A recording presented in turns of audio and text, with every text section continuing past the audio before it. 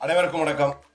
ஒரு பொது இடத்துல, ஒரு டவுன் இடத்துல, மக்கள் அதிகமா கூடியிருக்க இடத்துல, ஒரு வண்டி அதிகமா ஹார்ஸ் டிரைவ் பண்ற ஆளா இருக்கட்டும், சின்ன பசங்களா பெரிய ஆளுங்களா, அவன் ஓட்டுறது ரொம்ப கண்ட்ரோல்டு அன்கண்ட்ரோல் ஸ்பீட்ல ஓட்டுறான் அப்படின்னு தெரிஞ்சா என்ன ஒரு தப்புன்னு ஒரு ஒரு அது மட்டும் இல்ல, நார்மலா ஒரு தப்புன்னு செய்தா அது யாரா இருந்தாலும் தட்டி கேட்கலாம். அதாவது நீங்க போய் நின்றுட்டு ஏன்டா அப்படி ஸ்பீடா போறீங்க, நீ ஸ்பீடா போறதுனால உனக்கு பிரச்சனை இல்லை, நீ எங்கேயாவது போய் விழுந்து சாவு, பிரச்சனை கிடையாது.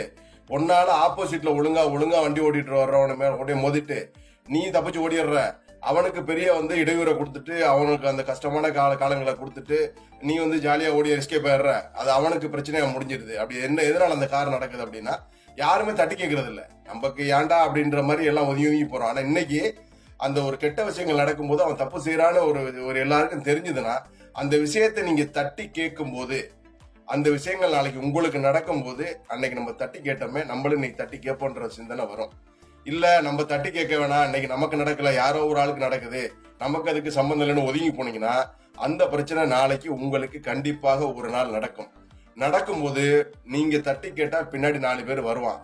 நீங்க தட்டி கேட்கலாட்டி ஒரு புள்ள உங்களுக்கு பின்னாடி வரமாட்டான். நீங்களே தட்டி கேட்க முடியாது, ஏன்னா நீங்களே அன்னைக்கு ஸ்கிப் பண்ணிட்டு போனீங்க, அது அடுத்த ஆள் பிரச்சனை அப்படின்ட்டு. அதனால உங்க பிரச்சனைய நீங்களே ஒன்றும் பண்ண முடியாத லெவலுக்கு உங்களோட சுச்சுவேஷனை நீங்களே கிரியேட் பண்ணிடுறீங்க. பாத்துங்க. நன்றி.